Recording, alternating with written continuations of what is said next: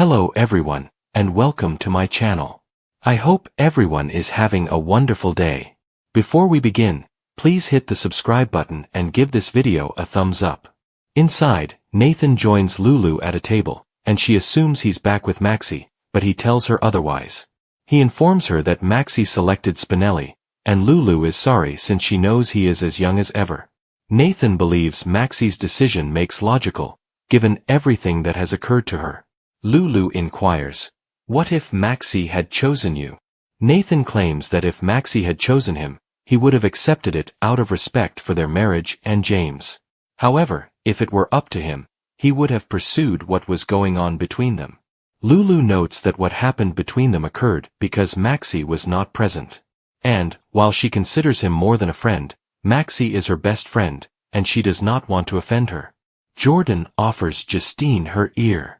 Jordan meets Justine at the hatchet range and asks what's happening on and why she called her. Justine tells her about a case that went wrong owing to mishandled evidence.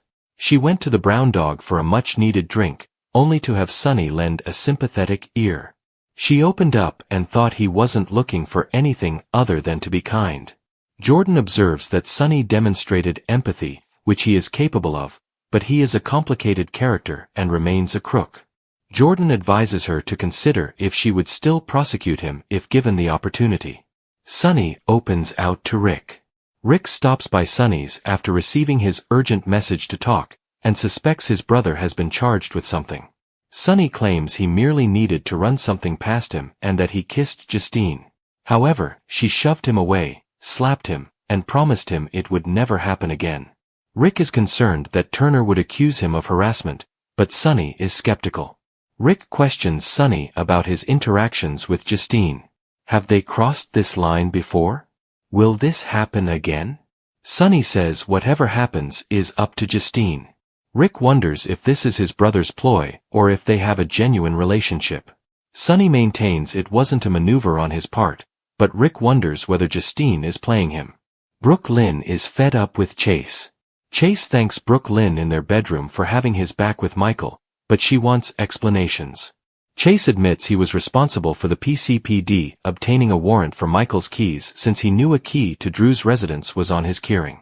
Chase tells how he followed his intuition, grabbing Michael's keys and discovering a key to Drew's residence on his ring. Because he interrupted the chain of evidence, he set up Nathan to make the discovery. She informs him that Michael is not stupid enough to shoot Drew, frame Willow, and keep the key on his keyring. How is it that everyone sees this except Chase? Brooke Lynn informs Chase that he has crossed a line, and the only reason for his actions is that he seeks vengeance on Michael for what he believes he did to Willow. Chase makes it plain that he believes Michael shot Drew and left him to die, then framed Willow to take her children. Brooke Lynn responds that he simply believes Michael did it. He has no proof, and this may cost him everything, so is it worth it? Is Chase really worth it at this time, Brooke Lynn? Perhaps you should ask yourself that question. Pascal discovers Lucas sneaking out of Windmere after dinner and informs Sidwell and Marco. Lucas explains that he was paged and needs to get to work, so Marco walks him out. Marco begs him to call and check in before he returns.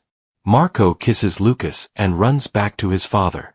Meanwhile, Sidwell and Pascal clash again over Lucas, with Pascal convinced that Lucas is a problem. Sidwell says he'll deal with Lucas and his son, and the nosy butler should quit interfering and possibly tipping them off about their concerns. Marco returns to the house, Pascal leaves, and Marco offers to his father that he and Lucas find their own apartment, or that Lucas move out. Sidwell refuses to let Marco leave since he has to assist manage Cullum and Britt, and he inquires about Lucas's dissatisfaction with his current situation. Marco lies, claiming Lucas is happy here, but he does not want Lucas to learn anything or see anything he shouldn't. Sidwell asks his son whether Lucas is already aware of something. How can I get Britt out of trouble? Cullum visits Britt's office at GH and is pleased with her progress on their project. He adds she now needs to deliver the actual gadget prototype, while Jens takes care of procuring the necessary components. Cullum leaves her. Later, Lucas appears and drops the bomb on her. He knows she is being extorted by Jens and Marco, since Marco has told him everything. She claims Marco is as dangerous as his father, therefore he should drop him and move away from him. Lucas refuses, saying he's attempting to get Marco away from Sidwell, but he can't do so until he saves her. So, how does he do this? Jason is questioned. Jason meets with Jack at his WSB office, and Jack believes Britt is under threat from Ross Cullum. Jason realizes Cullum is Sidwell's partner but says nothing. Jack explains that what he is about to tell Jason is classified. He has no idea what Ross knows about the 5 Poppies plan, but they cannot let Cullum learn anything about Joss. He made a mistake by bringing her in, and he needs Jason's help to protect Joss. Jack reveals that he has blacked out Joss' whole record and placed her on leave, but they need to keep Joss off Cullum's radar. She has too many important contacts, making Joss an invaluable agent for Cullum. Cullum then bursts in. Jack steps out after explaining that he was filling Jason in on Ross' wish to see him. Ross assumes Jason understands why he is here, but Jason knows nothing and has no intention of speaking with him or Brennan. Cullum says this doesn't have to be a confrontational talk, and all he wants to know about the security issue at the 5 Poppies. Jason reveals that everyone assumed Britt had died 3 years ago, but he met her in Paris last summer and traced her down to the resort. He only wanted to assist Britt get out of whatever problem she had gotten herself into. During the show's final moments at Sunny's, Rick warns his brother that he's the biggest fish any DA in Port Charles will want to catch, so Justine could be leveraging their tight relationship to gather evidence against him. At the hatchet range, Justine promises to Jordan that if she had evidence against Sunny, she would use it without hesitation. Jordan warns her that Sunny may care about her as long as she does not come in his way or limit his independence. Brooke Lynn informs her husband that they are seeking to adopt and that every element of their lives would be scrutinized. He has to choose between adoption and justice. At the bar, Nathan tells Lulu that they have an opportunity to see what this could be, and he believes it's worth a shot. She extends her hand towards him but draws back. Nathan asks if she wants this to end. Jason remains in the WSB office, attempting to snow Cullum. He claims he helped Britt get back on her feet and found her an apartment in town, but after she returned to GH, she decided she no longer needed him and let him go. At Windermere, Marco tells his father that Lucas is a wonderful, trusting man who has no idea what is going on or that he is involved in his father's business. Pascal eavesdrops and either does not trust Marco, is jealous of Lucas, or both. Finally, at GH, Britt informs Lucas that Marco and Sidwell have an experimental medicine that suppresses her huntings in exchange for her performing anything they want. Because the medications are kept under lock and key, she is unable to obtain a sample for reverse engineering. Lucas believes that because he lives in Windermere, he may be able to. The afternoon sun streamed through the Metro Court restaurant's windows, casting long shadows on the polished tables as Lulu Spencer sat alone, drinking a cold coffee. She stared at the vacant chair opposite her, her mind reliving the same loop it had been on for days. Nathan West, alive after all these years, strolling back into Port Charles like a ghost who refused to be buried. The rumors of Maxie's choice spread quickly, and Lulu couldn't help but wonder how Nathan was doing. She did not have to wonder for long. He emerged at the doorway, his huge shoulders filling the frame, and his typical purposeful stride led him right to her table. Nathan's face was a mix of exhaustion and resolve, the result of too many sleepless nights sorting through emotions he thought were long gone. He climbed into the seat without asking, his blue eyes instantly locking onto hers. "Lulu," he continued, his voice low and steady. "I need to talk to you." She straightened, attempting to maintain a neutral appearance as her heart rate increased. "I heard about Maxie. I'm sorry. That couldn't have been easy." He shook his head, a slight wry smile forming on his lips. "It's not what you think. She chose Spinelli. Clean break. No second chances, no what-ifs lingering. She said it was always him, deep down, even when things were complicated with me." Lulu groped for her cup, looking for something to do with her hands rather than wanting coffee. "And you're okay with that?" "I'm getting there. It stings, sure, but it also clears the air. Makes room for what's real." He moved forward slightly, elbows on the table, closing the gap between them. "Lulu, I've spent too long pretending certain things weren't there. With Maxie gone from the picture in that way, I can't keep dancing around this anymore. Her breath caught. She knew what was coming. She had felt the draw between them since his return. The shared glances, the hushed discussions that lasted longer than necessary, the way his hand brushed hers as they passed in the PCPD hallway. However, hearing it aloud was another. It made it undeniable. "What are you saying?" she said, even though she already knew. "I'm saying I want you." The words were spoken clearly, without hesitancy or qualifiers. Not as a rebound, not as some distraction from losing Maxie. "I've wanted you for a while now. Even when I was trying to convince myself otherwise. You're fierce, you're loyal, you make me want to be better. And I don't want to waste any more time pretending I don't feel it." Lulu's thoughts raced. Dante was gone, truly gone this time, with the divorce papers signed and the house devoid of his belongings. She had spent months rebuilding, focusing on Charlotte, work, and everything else that would keep her mind off romance. Nathan had been a friend, a colleague, and a safe person. But safe had transformed into something warmer, something electrifying, and now he was revealing it. Nathan. She examined his face for any indication of uncertainty. There was none. "This isn't simple. We have history, complicated history. Maxie, Dante, the kids, everything." "I know." He reached across the table and softly touched her hand. The contact fired a thrill up her arm. "I'm not asking for simple. I'm asking for a chance. A real one. No games, no hiding. Just us figuring it out, day by day." She did not draw away. Instead, she turned her hand palm up, allowing their fingers to interlock. The restaurant noise faded, the clink of silverware, the murmur of other patrons, until there were only the two of them in that small space. "What if we're wrong? What if this blows up everything?" "Then we deal with it," he replied simply. "But I don't think we're wrong. I think we've both been circling this for too long." Lulu breathed slowly.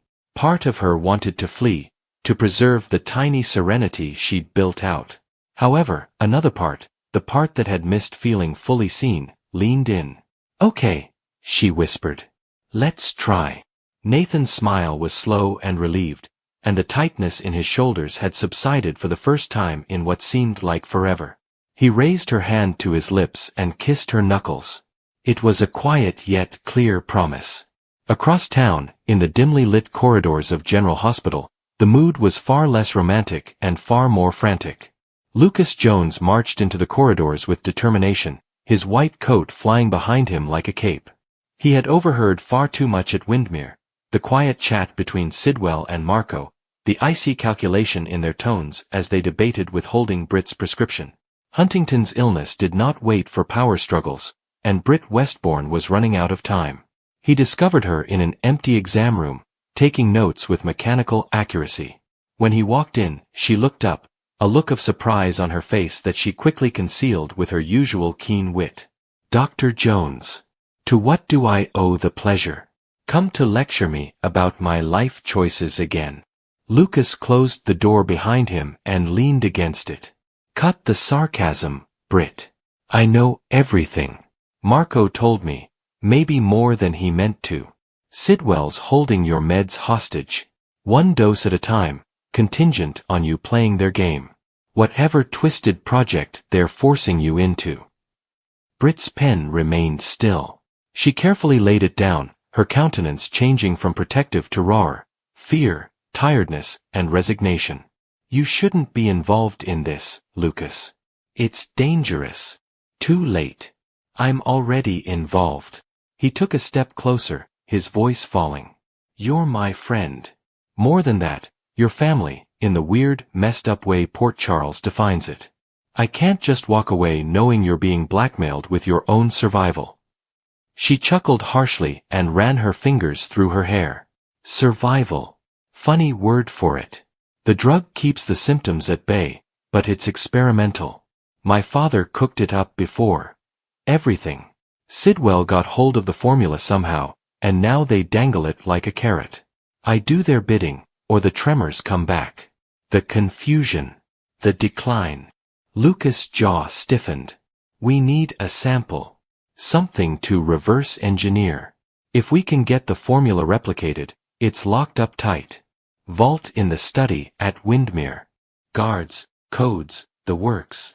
Marco handles the dosing personally. One slip, and I'm cut off. Then we don't slip. Lucas' head was already spinning with possibilities. Estate layouts, shift changes, distractions. I live there now. I have access. I can watch, wait for an opening. Pretend I'm still interested in Marco, play along until I get close enough. Britt looked at him, her eyes narrowing. You're talking about risking your life. For me. Why? Because someone has to. He maintained a steady glance at her. And because I know what it's like to feel trapped.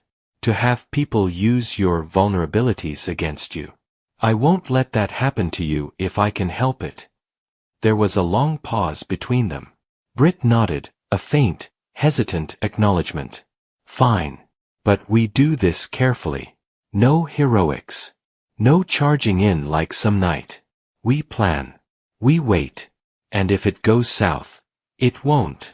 Lucas pulled out his phone and opened the Notes app. Start from the beginning.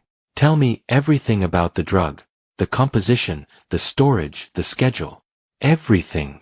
Britt hesitated before starting in a low, precise tone, outlining the routine, the adverse effects she'd kept secret from everyone, and how the withholding caused her hands to shake even when the dose was fresh.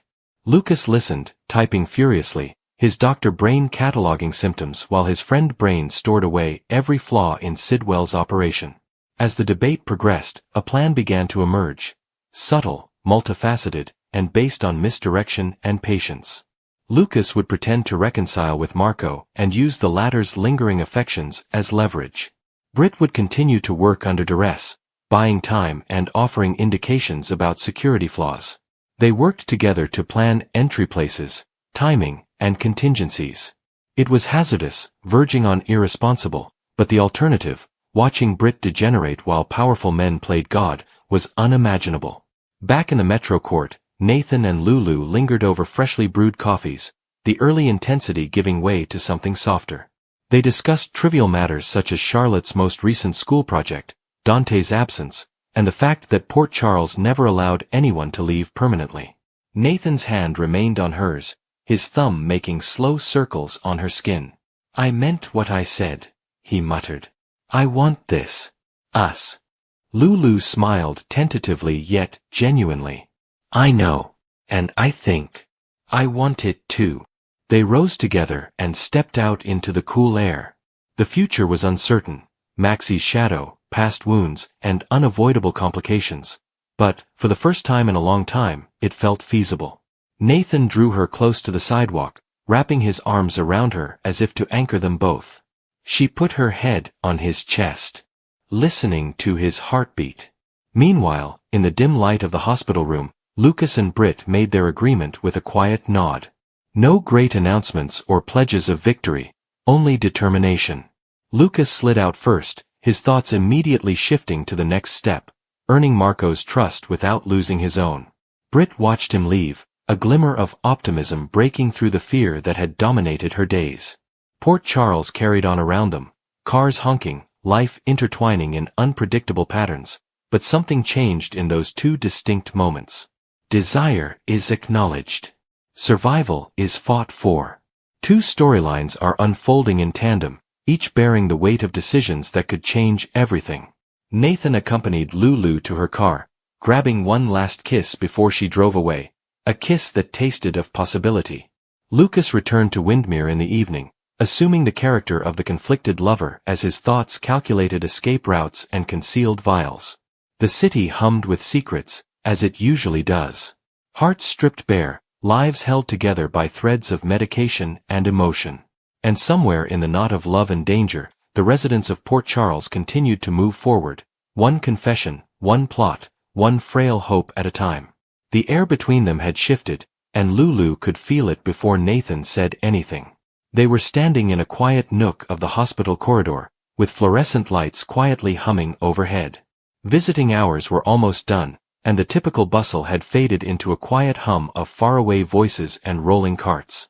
Lulu tightened her sweater about herself, attempting to calm the jitters that had been bothering her all afternoon. Nathan took a step closer, not invading her space, but close enough for her to feel the warmth coming from him. "We can't keep pretending," he stated softly but steadily. "Not after everything." Lulu's heart thumped. Pretending had become her survival skill, smiling when she was scared, agreeing when she wasn't sure, and nodding when she couldn't remember half of what they were saying. The accident, the migraines, the gaps in her memory, they had all changed her life in ways she still didn't entirely comprehend. "I don't know what you think we're pretending about," she said cautiously. Nathan examined her face, as if attempting to see through the mask she had created. "You know exactly what I mean." She looked away first. "I want you, Lulu," he stated bluntly. "Not as a frail person for whom I feel sad. Not as someone I have to tread lightly around. I desire you. All of you. You're a stubborn, infuriating, brilliant woman." Her breath caught. This was not the careful tone he had used since she had returned home from the hospital. This was not the mild check-ins or softening grins. This was raw. "That's not fair," she said. "Why?" he pressed. "Because it complicates matters? Because people will speak. They already do." She knew that part was correct. Ever since she returned to town, gossip trailed her like shadows. Some folks believed she was incredibly resilient. Others believed she was careless. A few people quietly questioned whether she should be making her own decisions yet. "I'm still figuring myself out," Lulu explained. "Some days I wake up and I feel like I'm watching someone else live my life. And I am meant to remain mute as you push me away." Nathan's voice wasn't furious, just frustrated and pained. "I tried to give you room. I have tried being patient. But I'm done pretending that I don't care." She swallowed. The vulnerability in his eyes bothered her more than any argument could have. "You deserve someone who isn't broken," she told me. His jaw stiffened. "Don't do that." "What do I do?" "Reduce yourself to a diagnosis. You aren't your headaches. You are not your memory gaps. You are not the medication that they keep tweaking." The mention of her prescription caused her stomach to twist. Each pill seemed to bring additional side symptoms, such as dizziness, nausea, and fogginess. She despised fog the most. It caused her to continuously mistrust herself. "You don't know what it's like," she whispered softly, "to not trust your own mind." "Then let me be the one you lean on," he said promptly. "Not the one you shut out." The silence fell between them, thick and electric. "I'm scared," she acknowledged finally. "So am I," he replied. "But I'd rather be scared with you than comfortable without you." The words remained. She felt them settle into her chest, unpleasant yet warm. Before she could reply, footsteps echoed down the passage. A nurse came around the corner, breaking the trance. Visiting hours had officially ended. Nathan took a step back, but he did not retreat completely. "I'm not walking away," he said calmly. "You can push. You can have doubts. But I am still here." He left her standing there, heart beating, unsure whether she felt relieved or threatened. Across town, in the dimly lit back area of a waterfront tavern, Lucas leaned forward in his chair, elbows braced against the table. Britt sat opposite him, her face tense with apprehension. "You've seen her," Britt explained. "You know something's off." Lucas nodded grudgingly. "She's not herself." "That could mean a dozen things," Britt said, her tone indicating she already had her own theory. Lucas dropped his voice. "Those medications. They keep increasing the dose. They change anything whenever she appears to be clearer." Britt's fingers drummed impatiently across her glasses. "Her neurologist swears it's necessary. Doctors aren't infallible." "Do you think they are over-medicating her?" "I think," Lucas continued thoughtfully, that someone benefits from her being foggy. Britt stiffened. That's a serious accusation. I'm not saying there's some grand conspiracy, he swiftly clarified. But lately, Lulu has been easier to manipulate.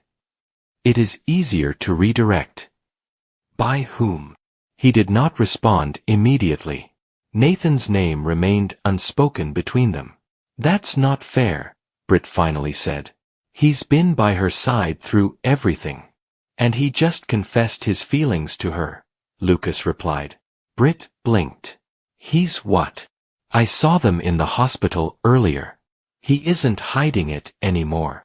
Britt leaned back and took it all in. Do you think he's manipulating her? I think he wants something, Lucas said. And if she's not thinking clearly. The implication landed uncomfortably. You want to do what? Britt asked slowly. Speak to her doctor. Get a second opinion. At the very least, determine whether the current dosage is appropriate. Britt hesitated. Interfering in someone's medical treatment was not a simple decision. If we're wrong, said the woman, we could cause unnecessary chaos. If we're right, says Lucas, we could be the only ones actually protecting her. Britt stared at the condensation running down her glass. Lulu had trusted her during some of her most difficult times. If something was impairing her judgment, chemically or otherwise, didn't she owe it to herself to investigate? All right, Britt replied quietly. But we do this carefully. Lucas nodded, relief blazing across his face. Let's start with her pharmacy records. See what she's on. What if we find anything unusual? Then we push harder. Back in her flat, Lulu perched on the side of her bed, repeating Nathan's comments. I desire you. It should have felt straightforward. Romantic, even. But nothing in her life seemed straightforward anymore. Her phone vibrated. A text message from Britt. Can we speak tomorrow? It's just us. Lulu frowned. Britt had been hovering lately, asking delicate questions about how she was feeling, what she was taking, and if she'd noticed anything. Yes, Lulu typed back. She placed down the phone and looked at the orange pill bottle on her nightstand. The label had been changed twice over the last month. Her doctor had repeatedly reassured her that slight modifications were usual. Still, she couldn't shake the feeling that she was drifting. The next morning, Nathan met her outside a coffee shop. He appeared determined, but gentler than the night before. I meant what I said, he assured her as they fell into stride. But I'm not here to pressure you. I know, she replied. Do you? She paused. I don't know what I want yet. That's okay. She observed him. Is it? He smiled thinly. It has to be. Meanwhile, Lucas and Britt sat in a car across from the pharmacy Lulu visited. This feels shady, Britt said. It feels necessary, Lucas responded. They did not intend to violate any laws. But Lucas had called in an old favor to have a trustworthy pharmacist evaluate Lulu's medication history as part of a general inquiry.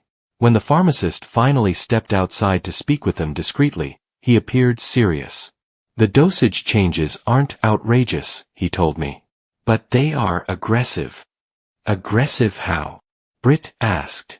For a patient with cognitive fog? I normally recommend stabilizing before increasing. Lucas' pulse accelerated. Do you think that is too much? I think, the pharmacist remarked cautiously, a second opinion wouldn't hurt. That's all Lucas needed. Later that day, Britt and Lulu met at the park. You seem tired, Britt replied softly. I always seem tired. Britt paused. Have you considered seeking another doctor's opinion?